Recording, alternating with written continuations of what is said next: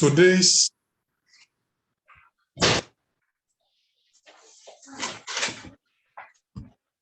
we thank you for today's service.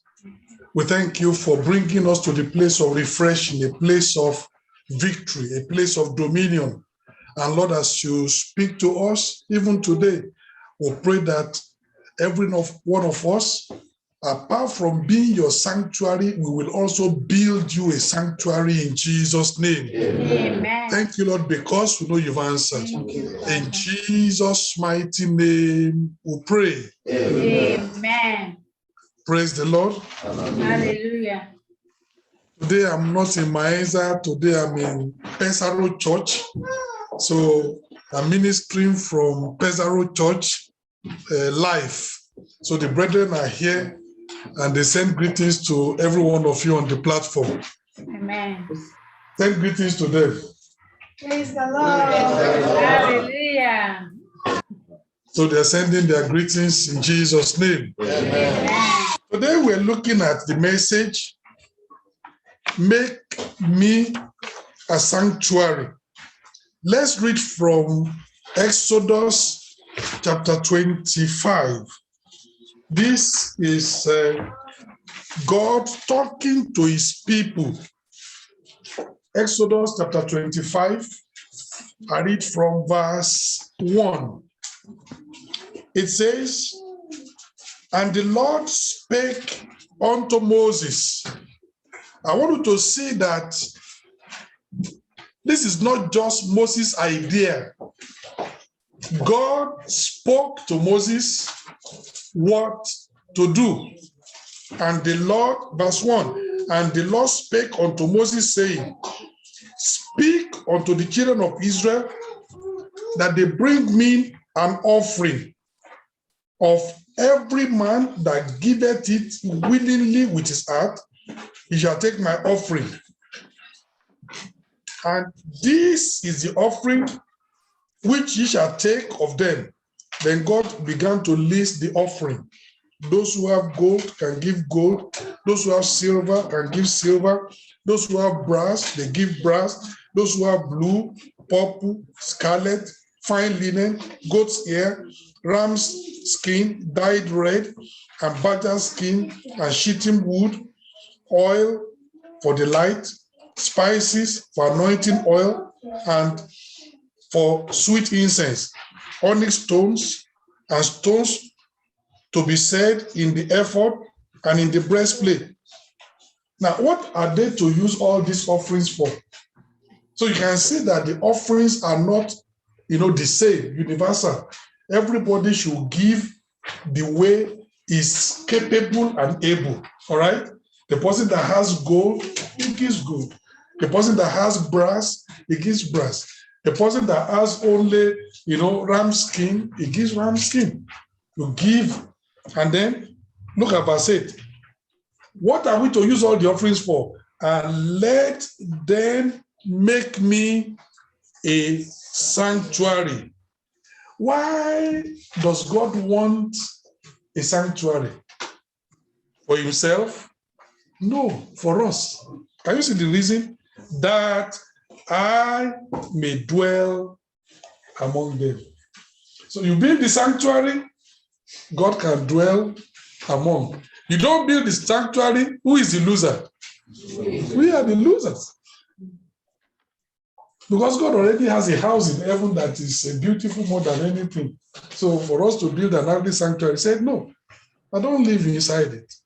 It's for you. If you build the sanctuary, I will dwell among you. So at the end of the day, even the sanctuary we are building, for whose benefit? For us. We buy a building. Oh, we come to the building and God meets us in that building. Somebody has a problem, God solves the problem. Another person comes to the altar and says, look, oh God, look at the challenges in my life. And God comes to meet him at the altar and rolls away the problem. The building is a place of meeting with God. But we are the beneficiaries. Let them make me a sanctuary that I may dwell among them.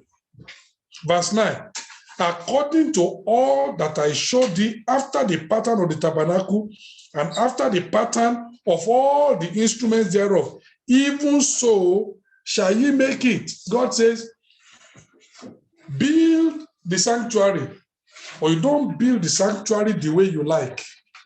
God says, I give you what to build. You will do the job, but not with your idea. I tell you what to do. God is not going to build the sanctuary. We will build the sanctuary, but the pattern of the sanctuary, he will give it unto us. Amen? Amen. That's why when you look at the tabernacle or the temple, the temple had 7 courts. God had to tell them, that's what I want. You have the Holy of Holies, you have the holy place, you have the court of Israel, you have the court of women, you have the court of Gentiles, and all that. The temple was divided into 7 different compartments. God gave them how to build it. And God says, if you build it like this, you can be guaranteed I'll come down and meet you every time. And you find that by the time Moses finished that, because he built it exactly the way God wanted, the glory of God came down and filled that tabernacle.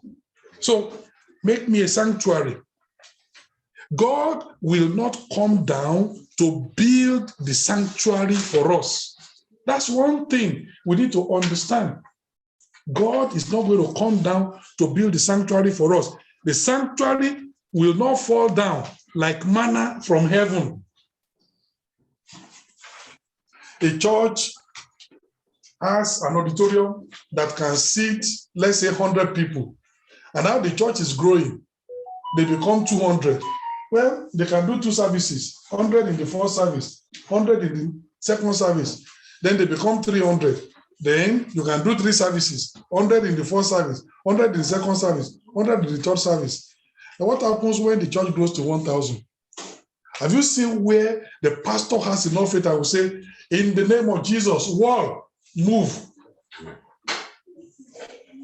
If you want to expand the sanctuary, what are you going to do? You have to build. You have to build. Prayer is not going to expand that sanctuary. Say, wall, move back 10 meters. No. That one doesn't happen. You have to build it. You have to build it. There is a place for faith to work, but that's not the place for faith to work. Say, hall, move, expand. No, wall doesn't expand like that. Wall expands. You break the wall, you build a new wall. Or maybe you leave this one for the children's church and now build a proper new auditorium that can seat that. It's always, and God is not going to do that for us. We need to build that. The sanctuary will not fall down like manna from heaven. We must make the sanctuary. That's why God says, make me a sanctuary. It is our responsibility to build the sanctuary. That's why God says, you make me a sanctuary. But you know what? We build the sanctuary. God owns the sanctuary. We build it, but God says it's my house. We didn't say, we build it. This is Pesaro's house. No, what do we call it? God's house. He builds it. We build it, but he owns it. Say, you have built it, but it's my house. So we call it God's house. Make me. We are making him a sanctuary. We are building for him a house. That's what happens. All right? So we build it. God owns it. And if you read in all those passages, that's what he's talking about. That the sanctuary was built by Israel, but God owns it. It's called sanctuary. Make me a sanctuary. God was not giving Israel an advice. God was giving Israel a divine mandate. The question is, did they obey? Yes. Are we going to obey by God's grace? Do you know what to do to build the sanctuary? You know, some people, it's unfortunate. There are people that are gathering together, but what they are building is a mortuary. The mortuary is for the dead. The sanctuary is for the living. But it's unfortunate that there are churches so-called that they are real mortuaries. They are not sanctuaries. They are not a place of growing people in the Lord. They're not a place of spiritual edification. They're just a place of entertainment and pandering to the flesh. Those are mortuaries. They may be called churches and labeled churches, but as far as God is concerned, that's a mortuary. We are not to build a mortuary. Mortuary is for the dead. Sanctuary is for the living. All right? So God is not giving an advice. It's a divine mandate. So have you made a mortuary instead of a sanctuary? Do you know the difference? Dead men are kept in the mortuary, but the living God dwells in a sanctuary. And he said, make me a sanctuary. It was an order. It was a command. It was an injunction. It's an edict. It's a decree. It was a command. It's not an advice. God told Moses, tell the children of Israel, let them give an offering. And that offering, use it to make me a sanctuary that I may dwell among them. Now, if Israel doesn't do, they lose out. God will not dwell among them. Full stop. God tells the condition. He wants to dwell among us, to be here every time, to bless us and make me a sanctuary. If you do, I'll dwell among you. So that's important. Let's look at the first point, the newness and purpose of the sanctuary. Before this time, the question is, how has God been meeting his people? Because this is not the beginning of the Bible. Of course, God had been meeting them.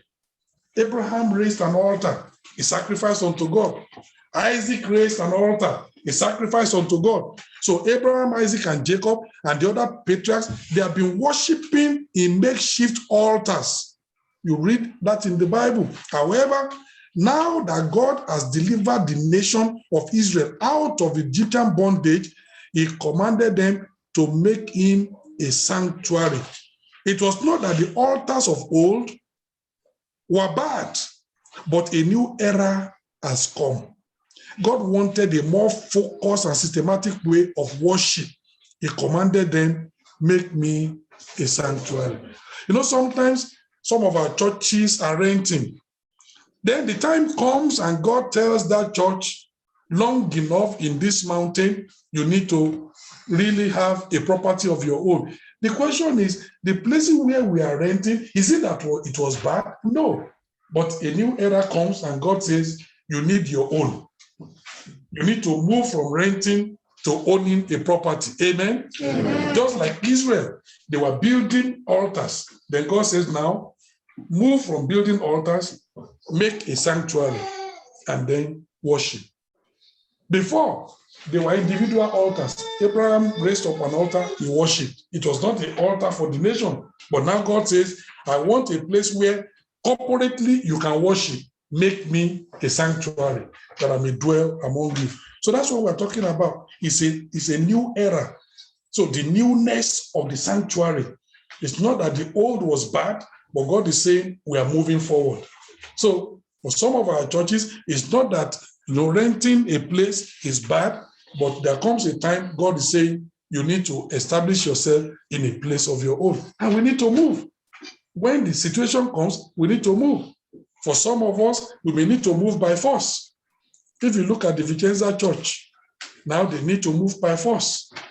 Because the four-star hotel that they were using, the hotel has moved the rent from about 650 euro a month to more than 2,000 euro a month. It's too much. They've gone to other hotels all around them, and it's the same story, over 2,000 euro. Now, they are trying to look for a place that they can buy instead of paying rent of 2,000 euro. So by necessity, the old is over. Renting is over. It's no longer affordable, but buying may be affordable. So now, the Vicenza church, they've joined with the Verona church for the time being, worshiping, while they're trying to look for a new place. So sometimes, necessity may force you. At other times, God may say, okay, in fact, there's not a case of necessity, you have to do this. Just like Israel. God just told Moses, tell the children of Israel, let them gather an offering, make me a sanctuary. It's not because anybody was driving them away from the altars. God is saying a new era, a new thing. Amen? Amen. So, and we also need to be sensitive like that to the voice of the Almighty. The altars of old era, they were individual personal altars. Abraham built his altar to worship. Isaac and Jacob, they built their altars to worship. But the altars, the sanctuary of the new era was a national corporate tabernacle. So you can see the shift. You can see the newness from individual focus to a corporate focus, from just an individual to a body. That's important. God says things are changing, things are shifting. God also told them the purpose of the sanctuary, that I may dwell among them. There is nothing that God does. Every time God tells you to do something, ask yourself, what is the purpose? The purpose is always there. When God says, do this, if you read it very well, the reason why you are to do it will be there. So when he says, build me a sanctuary, it doesn't end there. Why am I to build a sanctuary? For what purpose is the sanctuary? It tells you there, make me a sanctuary that I may dwell among you. And that's the purpose. So we're looking at the newness of the sanctuary, moving from individual focus in worship to corporate focus in worship. Moving from, worshiping on one altar to worshiping in the sanctuary, the newness. Then we're looking at the purpose, that I may dwell among them. There are many purposes and uses of the tabernacle. However, this is the most fundamental and foundational of all reasons. To have God to dwell among us, that's a tremendous privilege. For God to leave heaven and dwell among us, that's a tremendous privilege. In Old Testament, now, how do we apply that today? When you read the Old Testament, almost everything in the Old Testament was physical. But when you come to the New Testament, many things are spiritual. It's still the same, but God is saying in the Old Testament, it was about physical things, ceremonies, rituals. If you read in the Old Testament, God wrote the law on tables of stone and gave it to Moses. In the New Testament, you know what God says? He will write his law. Where? On the tables of our heart. In the Old Testament, that law was written in tables of stone, material. In the New Testament, that law is written on the tables of your heart. It's a shift. It's a move, a different move of God, a different shift. That's what God does. So in the Old Testament, the sanctuary was a physical structure. In the New Testament, you know what it says? You are the temple of the living God. The sanctuary, the temple, was a physical building in the Old Testament. In the New Testament, it's a people. Amen? Amen. Not the physical building where we worship, but the people. That's why Jesus Christ said, where 2 or 3 are gathered together in my name. Can you see what God says? Build me a sanctuary. Why? But in the New Testament, God's people, they themselves are the sanctuary. And when you gather together, that's a sanctuary. Said, there I am in their midst. So you can see that shift. And many people read the Bible, they don't see that shift. That, the shift from the Old Testament to the New Testament, and we need to be able to see that. So in the Old Testament, tabernacles were physical buildings. But in the New Testament, tabernacles are people. Man becomes essentially the dwelling place of God. Acts chapter 7. Acts chapter 7. That's why that song says, make me a sanctuary. Acts chapter 7. Read verse 44. This was the preaching of, of Stephen before he was stoned to death. He was telling Israel in verse 44, our fathers had the tabernacle of witness in the wilderness, as he had appointed, speaking unto Moses that he should make it according to the fashion that he had seen. He's talking about this Exodus, that you built a tabernacle of witness in the wilderness. You built it because God told Moses to tell you to make me a sanctuary. But now look at verse 45. It says, which also our fathers that came after brought in with Jesus, that is with Joshua, into the possession of the Gentiles, whom God drave out before the face of our fathers unto the days of David, who found favor before God and desired to find a tabernacle for the God of Jacob. But Solomon built him an house. So he's saying the tabernacle was temporary. Then they moved from a temporary structure to a more permanent, magnificent structure, a temple. Solomon's temple took several years to build, very magnificent. So he said, Solomon built him an house. Can you see what it says? How be it, the Most High dwelleth not in temples made with hands, as saith the prophet. God does not dwell in temples made with hands. He dwells in people. That's why I said, I will abide with you. He lives in us. He doesn't dwell today in temples made with hands. He dwells in people that are his own. He wants to dwell in you. So you must be a sanctuary for God, where he can come and he can dwell. The Almighty does not dwell in temples made with hands. He says, as said the prophet, heaven is my throne and the earth is my footstool. What house will ye build me, said the Lord, or what is the place of my rest? Hath not my hands made all these things?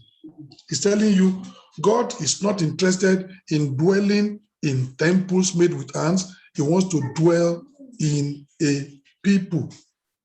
Ephesians chapter 2.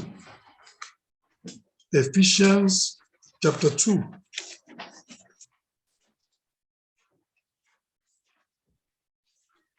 Verse 21. Ephesians chapter 2, verse 21. If I read from verse 20, let me even read from verse 19. It says, now therefore, you are no more strangers and foreigners. We are no more strangers and foreigners, but fellow citizens with the saints, and we are of the household of God. Now, being part of the household of God, what has God done? And are built upon the foundation of the apostles and the prophets, Jesus Christ himself being the chief cornerstone. He said, there is a building, the foundation, the apostles and the prophets, the cornerstone, Jesus Christ. Now, in verse 21, in whom all the building fitly framed together, great unto an holy temple in the Lord, in whom also ye also are builded together for an habitation of God through the Spirit. In the Old Testament, the temple was a physical structure. In the New Testament, the temple is a spiritual structure. The foundation, apostles and prophets. The cornerstone, Jesus Christ. The individual building blocks, you and me. That's why the Bible says we are lively stones in the living stone, in the living temple. So that's what God does. So he says we are fitly joined together. We are builded together for an habitation of God through the Spirit. So God wants to live in a spiritual temple, not in a temple made with hands. I pray that He will live in us. Amen. 1 Corinthians chapter 6. 1 Corinthians chapter 6, verses 19 and 20. 1 Corinthians chapter 6,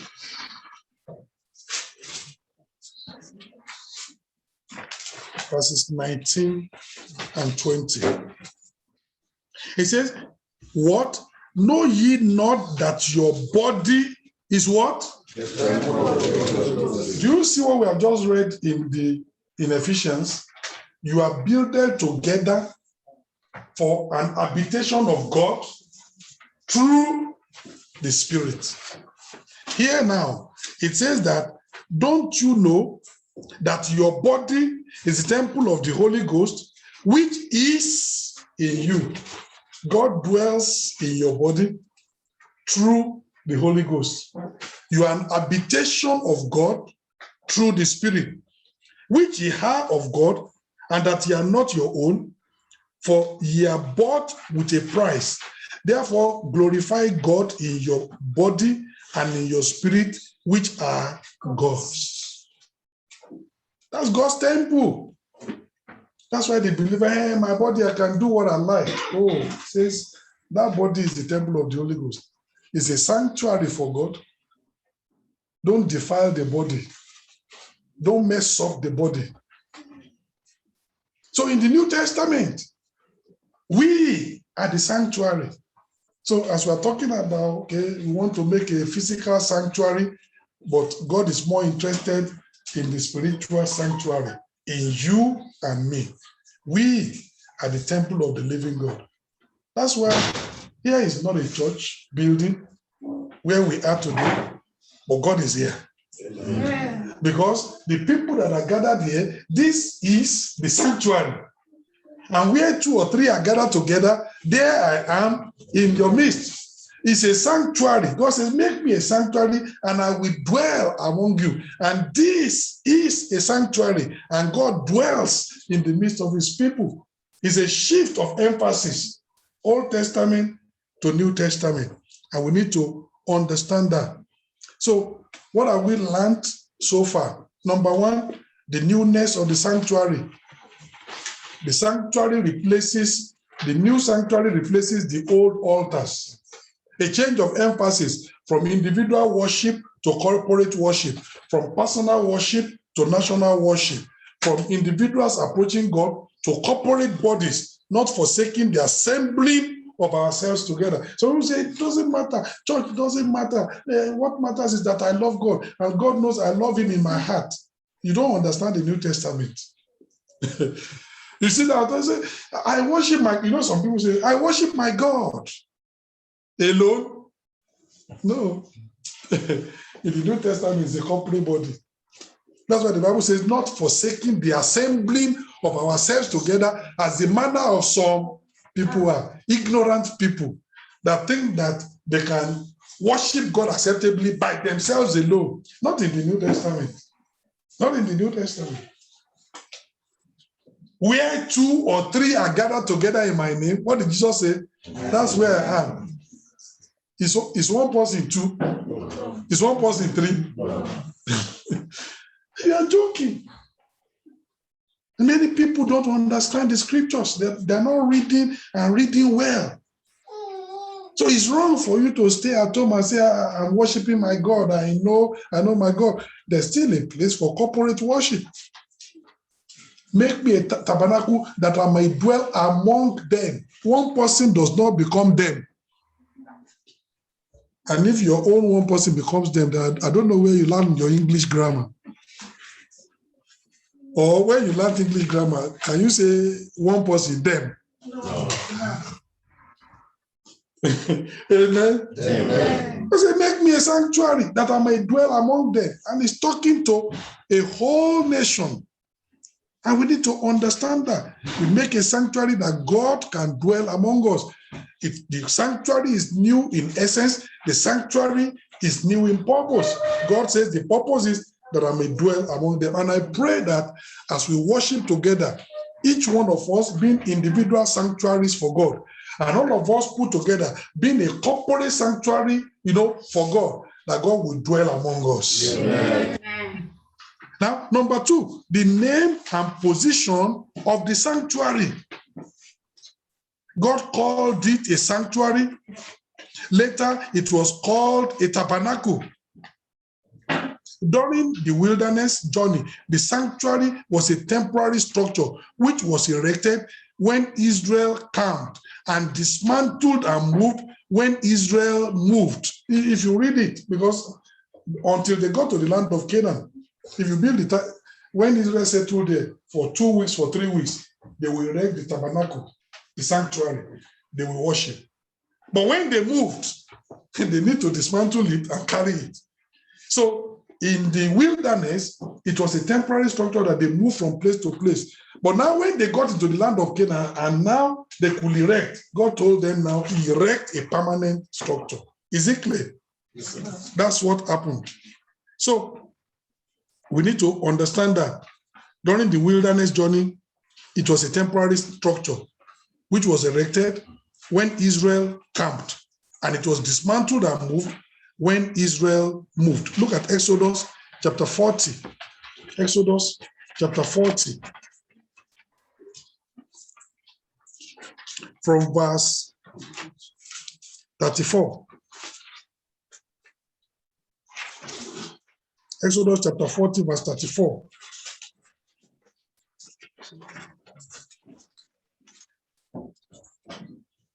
Then a cloud covered the tent of the congregation, and the glory of the Lord filled the tabernacle.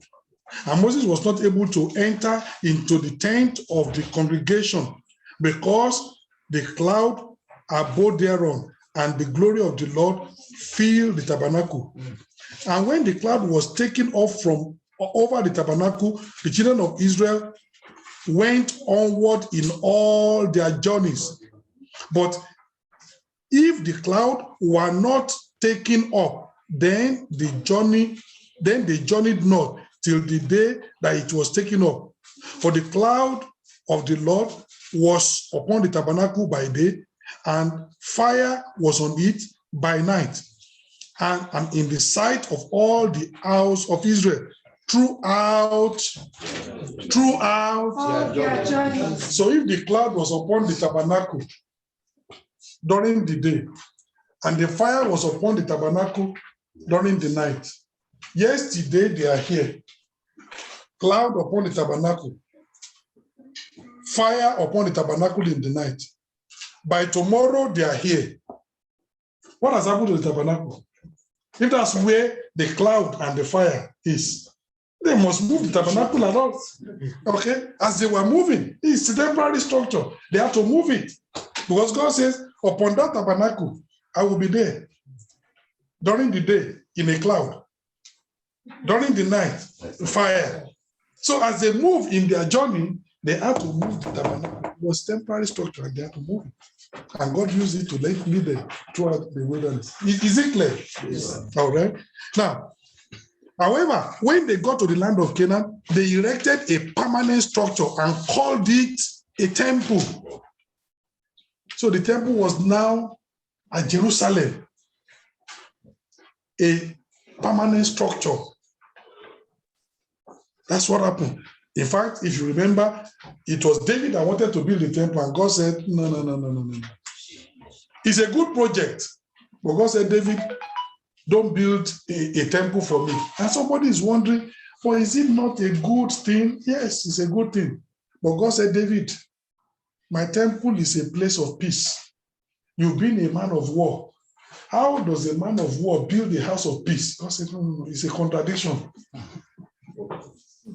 You have shed too many blood, many enemies you have executed.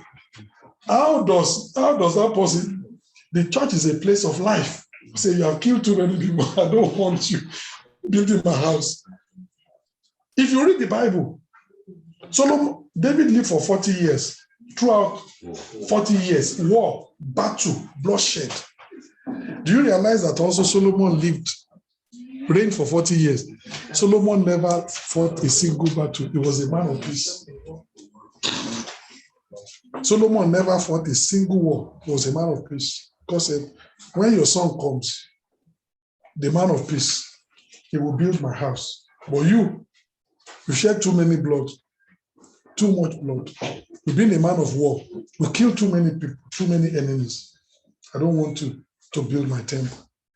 So they erected, and eventually Solomon built the temple. And in 1 Kings chapter 8, you find the dedication of the temple. So many animals were killed, to make atonement, to dedicate the temple and elaborate ceremonies. All right, permanent structure. Eventually, Solomon's temple was destroyed. Israel went into captivity because of their sin. Then God gathered them to get together. And Zerubbabel built another temple to replace Solomon's temple. Then Israel went into exile again. They destroyed that temple. By the time Jesus' time, there was another temple, Herod's temple. In fact, that temple, they've been building it for 46 years, and it was still not finished during the time of Jesus. Beautiful temple. And the disciples were asking Jesus, you mean this? Jesus said, look, as beautiful as this temple is, all these stones you are looking at, not one stone will stand upon another. This temple is coming down. It was, you think about it, a temple that has been in building for 46 years. They are pumping money, putting effort. How great was a great temple. That was the third temple they were already building. Solomon's temple erased, Zerubbabel's temple erased, and that was Herod's temple. And today it was erased. Jesus told them that temple was coming down. AD 70, that temple came down. The Roman Empire, the Roman army, they invaded Jerusalem. The Roman army, they were one of the most disciplined armies in the world. When their commander says sit down, they sit down. No questioning, no argument, no rebellion, no dissent. But for once, to fulfill prophecy, General Titus told them, we invade Jerusalem, but the temple stands. For once, those soldiers, they did not listen to General Titus. They brought the temple down. For once, what Jesus said, that this temple you see, not one stone upon the other. Barely 40 years after that prophecy, the temple came down. It's not been rebuilt up till today. The Jews are trying to see how they're going to rebuild the temple, but it's not been rebuilt. But if you read the Bible well, before the coming of the Lord, the temple will be rebuilt. That's prophecy. The Arabs don't want the temple to be rebuilt. They are doing everything to block it. But prophecy will be fulfilled. How? That's not my business. I don't know. But it will be rebuilt. There's going to be the last temple before the close of age. And they will rebuild that temple. So it was a permanent structure. Once they moved into the land of Canaan, they now built a permanent structure. So you see how things are moving from the altar, makeshift altar, to a tabernacle, from individual worship to corporate worship. But even the corporate worship was shifting from place to place until now, you erect a permanent structure where everybody can come and worship. That's how they were doing it. All right? The temple became the place that God, look at how God took the temple to be. Deuteronomy chapter 16. That's the importance. And today, that's the importance of the church. This is the role that pastors must fulfill. Deuteronomy chapter 16, verse 2. It says, thou shalt therefore sacrifice the Passover unto the Lord thy God of the flock and the herd in the place which the Lord shall choose to place his name there. And it was the temple. God chose to place his name in the temple. The prayer of Solomon, oh God, this place we have built for you. If your people that are called by your name, if they will humble themselves if they will repent of their sins and seek your face, heal the land, a place of prayer answer, forgive their sins. God chose to place his name in the temple. And that's how Israel calls it. It's a place where God has chosen to place his name there. That's how significant the temple is. Look at that same Deuteronomy chapter 14, verse 23. Deuteronomy chapter 14, verse 23.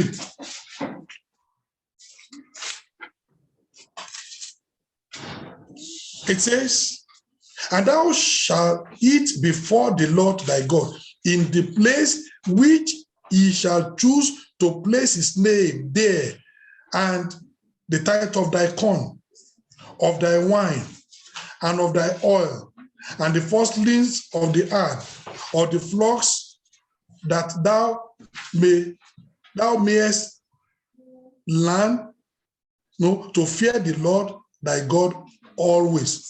You bring your tithe to the temple. It's a place that God has chosen to place his name. You come to make your prayer in the temple because it's the place that God has chosen to place his name. You bring your sacrifice onto the temple because that's the place that God has chosen to place his name. That was the name of the sanctuary. The sanctuary, the tabernacle, the temple, and we see the position that it occupies. So it became God's storehouse where the tithe was to be brought, where disputes were to be settled. You know, that's why those of us who are leaders in the church, God expects us that divine wisdom should be resident within us. God says, my house. Let me read it to you. Deuteronomy chapter 17, from verse 8. That's why when somebody doesn't know the Bible and they call him pastor, it's a misuse of words. Deuteronomy chapter 17. Let's read from verse. We'll read from verse 8.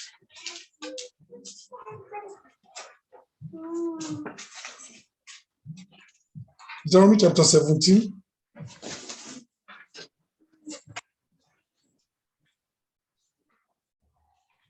Read from verse 8. It says, if there arise a matter too hard for thee in judgment. Now, can you look up? Israel was organized in tribes. The tribe of Judah, the tribe of Reuben, the tribe of Gad, the tribe of Zebulun, the tribe of Issachar, the tribe of Naphtali. Israel was organized in tribes, and they covered the whole land.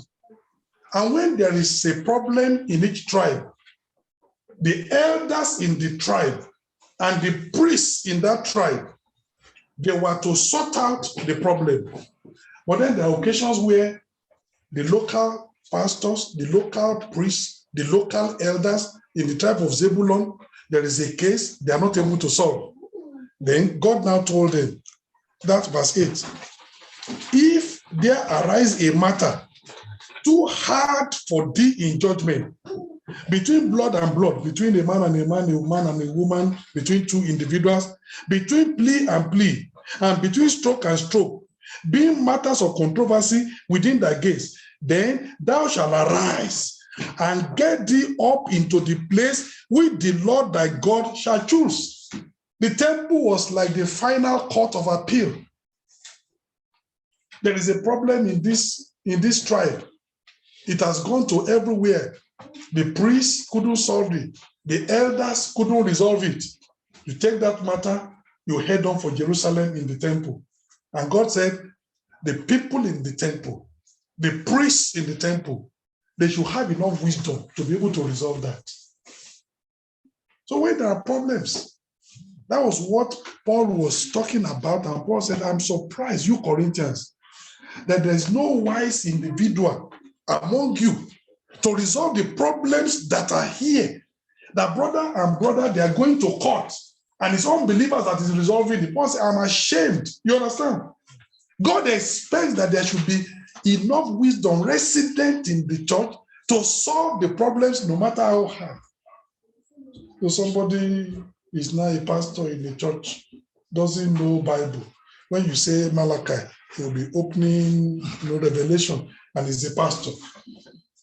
What controversy is he going to resolve? And then they call that place a church. It's a misuse of words. Let's read on. Verse 9. And thou shalt come unto the priests, the Levites, and unto the judge that shall be in those days, and inquire, and they shall show thee the sentence of judgment. And thou shalt do according to the sentence which they of that place which the Lord shall choose shall show thee, and thou shalt observe to do according to all they inform thee, according to the sentence of the law, which they shall teach thee, and shall tell thee, thou shalt do, and shall not decline from the sentence which they shall show thee, to the right hand, nor to the left. And the man that will do presumptuously, and will not hearken unto the priest that standeth to minister there before the Lord thy God, or unto the judge, even that man shall die. Thou shalt put away evil from Israel. And all the people shall hear and fear, and do no more presumptuously. God says, when they hear the case, they should have enough wisdom. And when they say, this case, we judge it this way, this way, this way, and this is the final, that judgment is binding. That's why pastors need to be wise. Because God expects that your verdict is final. If you're not a wise pastor, you will lead people astray now. You will give counseling that will destroy their lives. And yet God expects that counseling should be final. That's why pastors, leaders, we need to be wise. We need to have divine wisdom. We need to pray. We need for God to teach us. That's why when you find a leader that doesn't come to workers' meeting, then how do you train yourself? How do you learn? How do you grow? And yet God has put you there as a final judge over matters. What are you going to be judging? That's why workers' meeting is important. Bible study is important. You are training yourself so that you are operating in the wisdom of God and not in the wisdom of men. So the temple was to be a place that if there is nobody that can resolve issues in any tribe, when that problem comes to the temple, the priests in the temple, they must resolve that issue. They should have enough wisdom. Amen? Amen. So that's what the temple, that was what it was for. A place where you can offer your tithe, a place where you can pray and be heard, a place where you can come and then, where, disputes can be settled. A place where knowledge, and the ways of the Lord were to be taught. God's knowledge and God's way were to be taught. Look at Malachi chapter 2, verse 7. That's the temple. And today, that's what the church is meant for. Do you see one of the qualifications of the bishop? Do you remember one of the qualifications of the bishop? Apt to teach. Apt to teach. Malachi chapter 2, verse 7.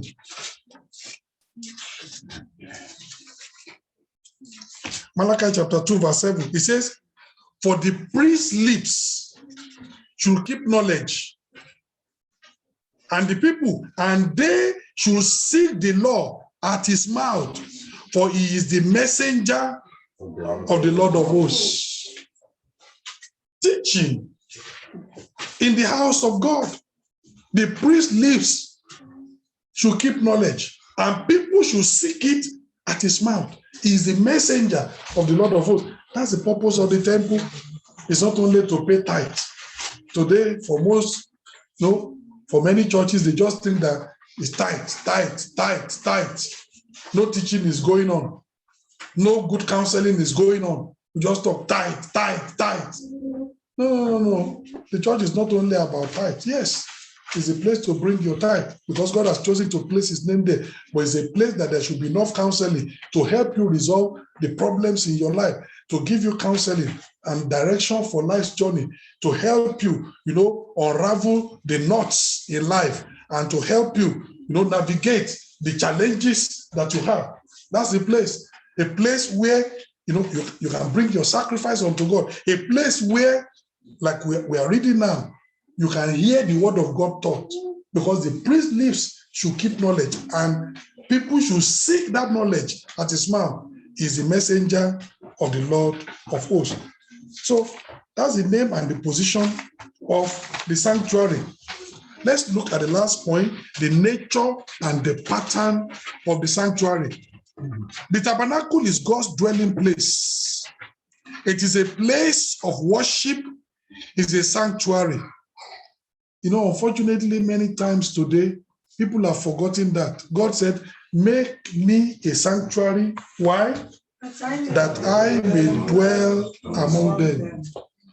The sanctuary is not a supermarket or hypermarket for buying and selling. Unfortunately, there are churches where they've already turned it to buying and selling. There are people that come to church today, not because they actually want to come and worship, they bring their wares and they are waiting for church to finish. So-called, they are members of the church, but it's just about buying and selling. Say, I brought this. And the church becomes a marketplace. It is not meant to be like that. God said, make me a sanctuary that I may dwell among them. Not that people could sell their wares. And if we forget this purpose, those are the kind of things that will be happening. You remember the time of Jesus? The Bible says Jesus had to take a whip and he caned people and he drove them out. You know why? He said, they have turned the house of God into a den of robbers. They were now making it, for merchandise. And Christ said, no, this house shall be called the house of prayer for all nations. It's not a place to be selling. And he had to drive them out. They've forgotten the purpose of the sanctuary. I pray that in our church, we will not forget the purpose of the sanctuary. Amen. It is not a supermarket or hypermarket for buying and selling. It is not an office or business center for financial gain or greed. Oh, some pastors have made that how they're going to accumulate money to buy Jeep.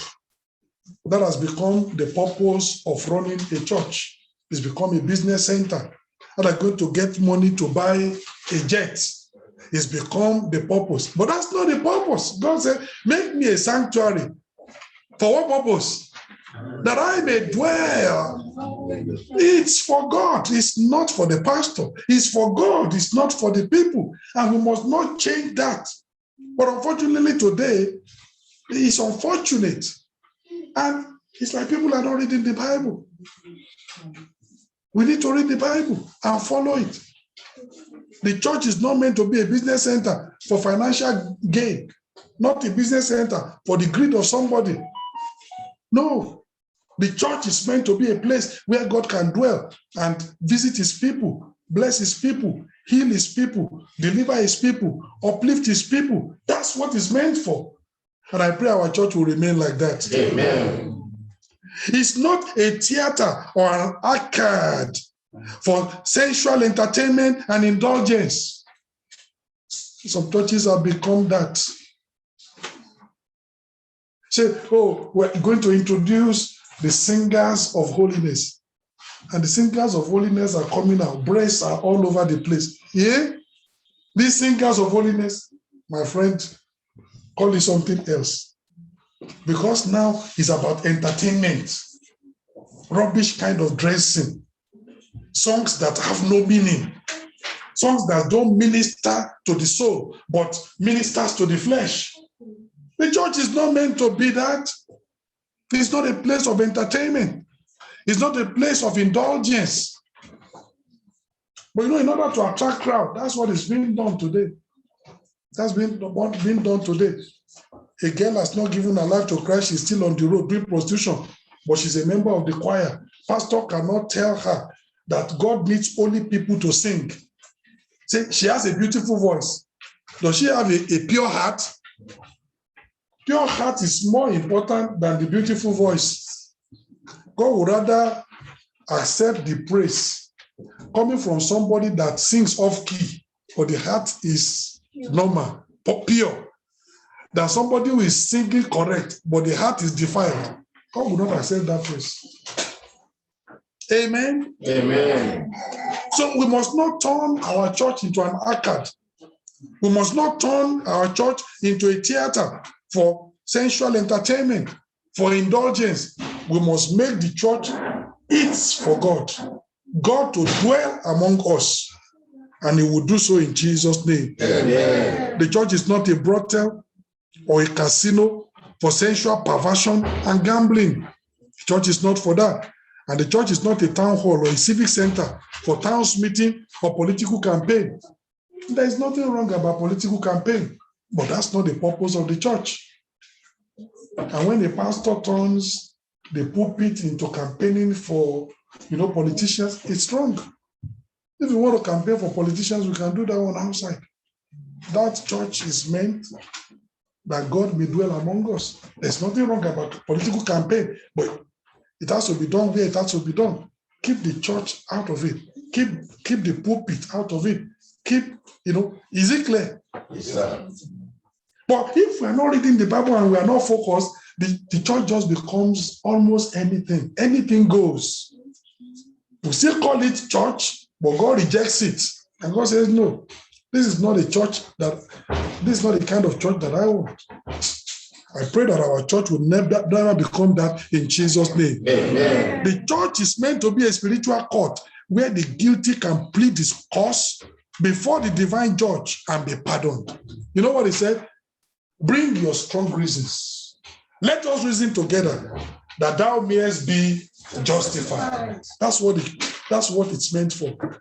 That's what the temple is meant for. You can come like Hezekiah. When God says, Hezekiah, set your house in order, for you are going to die. And Hezekiah can come and say, God, I don't know why I should die now. Look at what I've done for your name, and what I've done for your name, and what I've done for your name. And God can send Isaiah back to him and say, go and tell him, I changed my mind. I have 15 more years to your years. The temple is meant to be like that. There is a sentence over your life. You can plead your case and win. You can plead your case and be pardoned. You can plead your case. And God said, yes, I like your argument. I set you free. Amen. Amen. Amen. That's what the church is meant to be. It is a spiritual fountain where the thirsty can drink and be refreshed. The Bible says, anyone that is thirsty, let him come and drink of the fountain of life. You can come to that fountain. You drink and you are refreshed and you feel okay. That's what the sanctuary is meant to be. It is meant to be like a pool where the leper, like Naaman, can wash and be made whole. Like Jordan, go to Jordan, dip yourself 7 times, you will be whole. And Naaman went, dipped himself 7 times, and he was whole. The temple is meant to be like that, where the leper can come and get cleansed. There is a solution to every problem. The church is meant to be a solution center. Amen? Amen. If there are arguments between 2 individuals and nobody can resolve it, it should be able to be resolved in the church. If there is a case of sickness that medical doctors who are helping are not able to have a solution, the person should come, we'll pray for the individual, that problem should be resolved. God expects that the church to be the final place where solutions can come to human problems. And that's why we must keep our church, clean, holy, so that God can dwell among us. Because if God dwells among us, all sorts of problems will have solution. All sorts of problems will have solution. They will be resolved because God will be helping his people every time. Let me give you an example. God gave to Moses a law, the law of inheritance. When a man dies, then his inheritance should be divided in such a way that the firstborn will have a double portion, and then the others will have their portions. Then the daughters of Zelophehad, they came to Moses. Said, Pastor, we thank you for the law that you have written. Well, it's like this law is only for boys, it's only for men. Our father has no male son. We are 3 daughters. So what is going to happen? Moses said, I don't know. Moses had no solution. You can read it in the Bible. Then the Bible says Moses went to pray and said, God, a problem has come. I cannot resolve it. Then God told Moses, okay, this particular case, this and this and this is how to resolve it. That's how Moses came. So even if they bring a problem that by the time you put the problem down, we look at it, A, B, C, D, we look at it up and down, we can't resolve it. Don't worry. When we pray, solution is coming. Amen. Because God expects that no problem should be brought to the church, that there will be no solutions. And you can see that. Moses did not know what to do. If you get home, you read the daughters of Zelophehad. But Moses went to God and prayed and said, God, the law you have given us, there is a special case that law does not cover, and I don't know what to do. God said, don't worry, this is what to do. Bam, bam, bam, bam, bam. God gave him what to do. That's why when we allow God to dwell among us, that's what will be happening. Even very difficult cases, we will know what to do. There will be revelation. There will be insight. There will be a way out, no matter how difficult the situation. But that's when God dwells among us. Then make me a sanctuary that I may dwell among you. Number 4, it is a place where men can find pardon and peace, can find forgiveness and favor. They can find strength and succor. They can find reconciliation and refreshing. Although God has commanded us to build him a sanctuary, we are not allowed to build it the way that we like. God still dictates the pattern of the sanctuary. He gives us the blueprint, and he says, build it according to all that I showed thee. Even so shall ye make it. We must endeavor to make a priority to build according to the divine pattern. It is only when we do so that God's glory can rest upon our efforts as well as upon our life. Let's read Exodus chapter 40. So as you make the sanctuary, make it the right way. Make it with the right materials. Do it God's way. Only do what God specifies and commands. Exodus chapter 40. I'm going to point out some things to you. Exodus chapter 40, verse 16. Exodus chapter 40, verse 16. The Bible says, thus did Moses. How? According to all. According to all. Remember that word. According to all that the Lord commanded him, so did he. All right? Look at verse 34. Verse 34.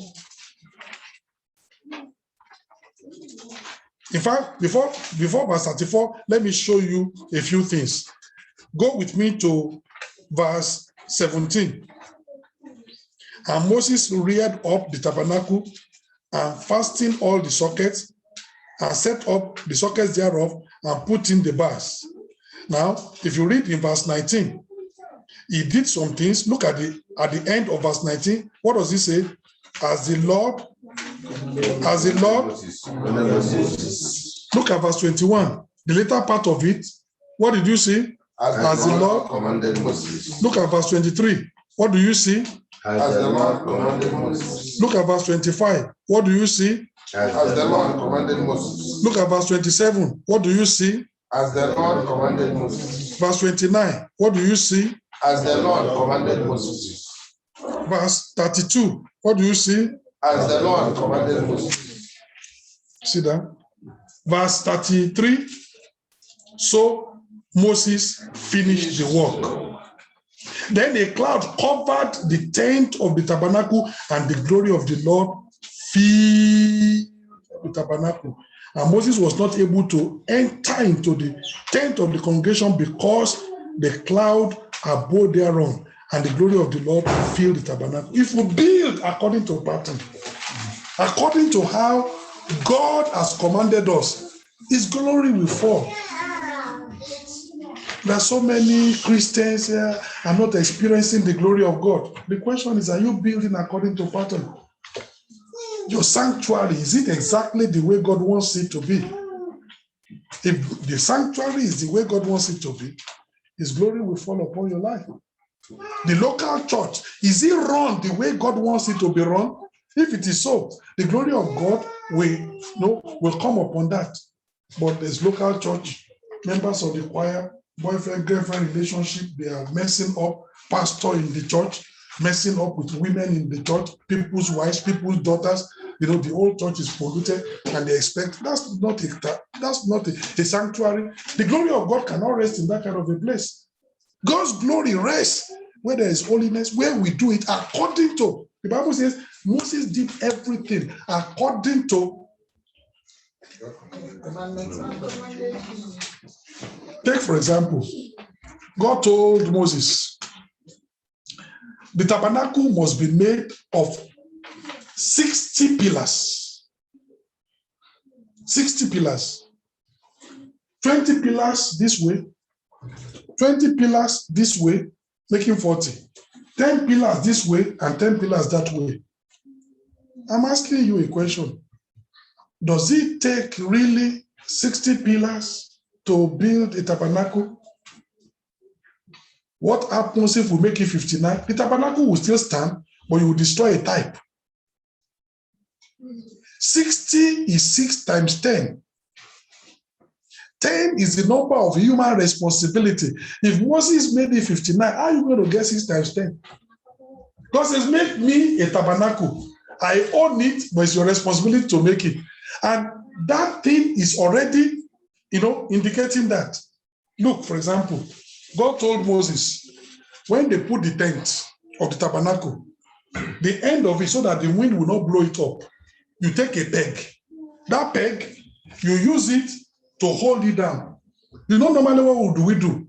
The peg, we nail it into the ground completely. God told Moses, no, the peg, you nail it so that half of it is in the soil, half of it is above the soil. And Moses said, it doesn't really matter whether we nail it, this and that. That was God told him. You know why? Because that peg was to represent Jesus when he dies, buried, the one above the ground, resurrected. So if you say, well, what does it matter whether the peg is halfway or let's nail it completely, boo, you destroy the type. The first time, God told Moses, strike the rock, water will come out. The second time, what did God say? Speak to the rock. When he struck the rock, God was angry with him because Jesus did not die twice. The rock that followed them was Christ. And Moses was destroying the type. So all the things that were there, they were for a purpose. They were for a purpose. Some things were to be built of purple color. Purple color was to signify the suffering of Jesus. Some were to be made of gold. The gold was meant to signify the reigning, Jesus as a reigning king. All the things in the tabernacle, they had implications. And then you say, the most important thing is just build the building and it's like this. Oh, my brother. And then you say, God, come down. You say, me, come down. You are disobedient. So even when we don't understand, we do it according to pattern. You may not understand, but don't worry. Do it according to pattern. That's important. That's what Moses did. And when he did it according to pattern, and he tell you, he built the lava according to pattern. He built the altar of incense according to pattern. He built, the showbread, table of showbread according to pattern. He built the mercy seat according to pattern. He did this one, according as God commanded Moses. And by the time he finished it, God said, yeah, you did it exactly the way I want. Bam. The glory of God fell. If we will do everything like that, the glory of God will fall. Amen. We have a church that there is nobody in the church. Somebody has a trouble. He comes into the church alone, and there will be solution because God will dwell in that place. Whether we are there or not, his presence will be there. And people who are troubled, they just come into the church by themselves and there is solution. I pray that in our church, we will do like that. Amen. In every local church, that will build according to pattern. Amen. In every local church, we'll join together and make God a sanctuary. Amen. That our lives will be a sanctuary, individual lives, a sanctuary for the living God. And I pray that apart from our lives being individual sanctuaries for the living God, also our local churches will be a corporate sanctuary, for the living God, a temple for the living God, temple worthy of worship of the Almighty God. He can come and dwell among us. And I pray that the Lord himself, he will do so in Jesus' name. Amen. Let's rise up and pray and tell God, make me your sanctuary. Make me your sanctuary. Help me to be a sanctuary. I'm going to make you a sanctuary, but first of all, make me a sanctuary myself. Let me be a sanctuary for the Almighty. Let me be a sanctuary for the Most High. Let me be a sanctuary for the Most High. An individual sanctuary where God can dwell through the Spirit. Let our church be a corporate sanctuary where God can dwell through the Spirit. God is calling you a sanctuary of the Almighty. A sanctuary of the Almighty. A sanctuary of the Almighty.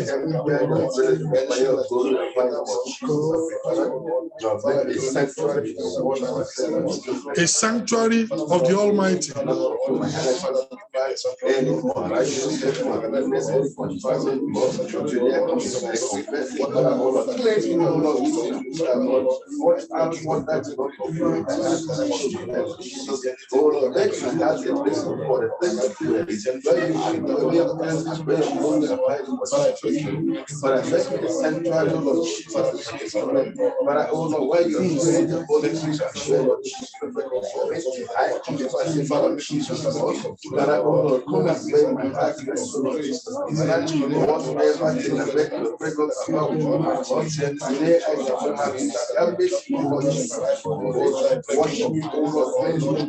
Be God's sanctuary.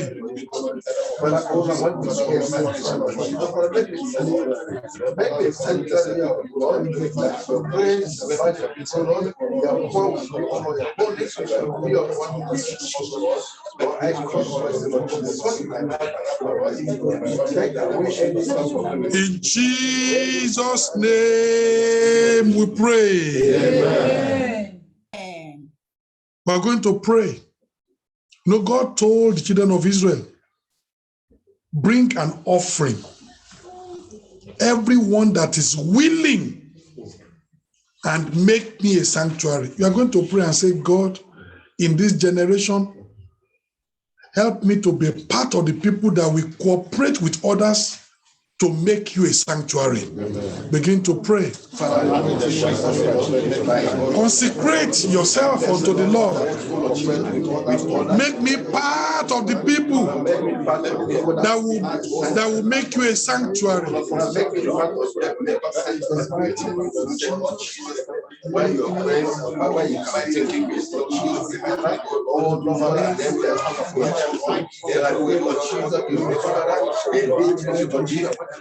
That the God of heaven can even call you to make him a sanctuary. What an honor. What a glory.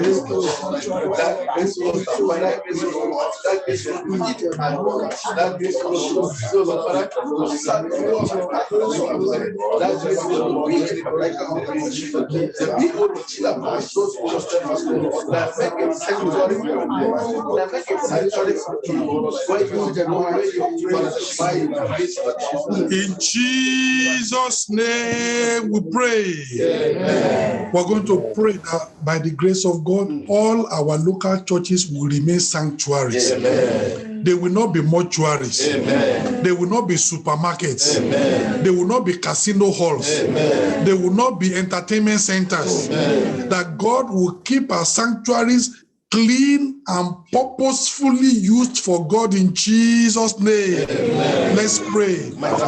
In the name of Jesus, oh God, make our church focus. A place of divine worship, a place of divine solution, a place that you can come to dwell. It will not be, any of our churches will not be a mortuary. Any of our churches will not be a supermarket. Any of our churches will not be an entertainment center. Any of our churches will not be an arcade. Any of our churches, oh God,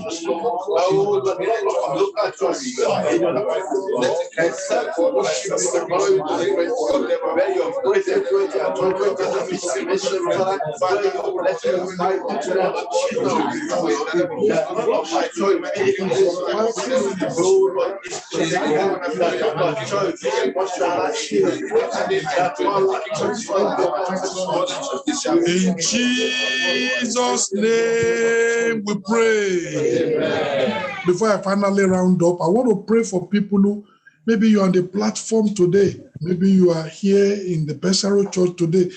You are not really a sanctuary for God. You're not born again. God cannot call you his temple. God cannot dwell in you through his spirit. Because he said, your body is not my temple. Today, you can become a sanctuary for God. Amen. And if you are there, I want to pray with you. I want to raise up your hand on the platform. You are there. You are saying, oh God, I want to be a sanctuary for you. Holy and available. That your Holy Spirit can dwell within my heart. Raise up your hand. I'm waiting for you. Raise up your hand. I'm waiting for you. In Jesus' name we pray. Amen. Oh Lord, I pray for those who are raising up their hand and they are saying, oh God, I've been coming to church, but a religious individual. I've been coming to church, everybody knows me, but I've not been a sanctuary for you, holy and available. You have not been able to dwell within me through your spirit, because my body is not the temple of the living God. That body has been defiled by adultery, defiled with fornication, defiled with lying. But they are saying today, I repent. I repent of fornication. I repent of lying. I repent of idolatry. I repent of adultery. I repent of all these things that defile the body. Jesus Christ said, the things that come out of the heart, those things defile the man. Every form of defilement. As they repent of them today, oh Lord, let the blood of Jesus that cleanseth from every sin and all unrighteousness, let it cleanse them in Jesus' name. Amen. So that from today, they become temples of the living God. Sanctuaries through which the Holy God can dwell through his spirit in Jesus' name. Amen. And the grace to keep right, the grace to live right, the grace to live in victory. Amen. Grant unto them in Jesus' name. Amen. Write their names in the book of life. Yes, and Lord, I pray that those who are believers before, but compromise has defiled them, but other things have made their lives unacceptable for the dwelling place of God, I pray that there will be cleansing today. Amen. That there will be restoration in their life. Amen. You will bring back to the place of righteousness in Jesus' name. Amen. And Lord, in our churches, make our churches sanctuaries for you. Amen. That none of our church will become a mortuary. Amen. A place to keep dead men. Amen. A place to keep dead spirits. But our place, our churches will be sanctuaries, a dwelling place of the living God in Jesus' name. Amen. Places where there could be correct teaching, yes, places where there could be correct counseling, yes, places where there could be correct encouragement, yes, places where problems are brought, solution centers that problems are resolved in Jesus' name. Amen. Make our churches to be sanctuaries for you. Yes, Thank you, Lord, because we know you have answered. Let your name be glorified. In Jesus' mighty name, we pray. Amen. Let the church say amen. Amen. Just wait for the announcement. You can sit down.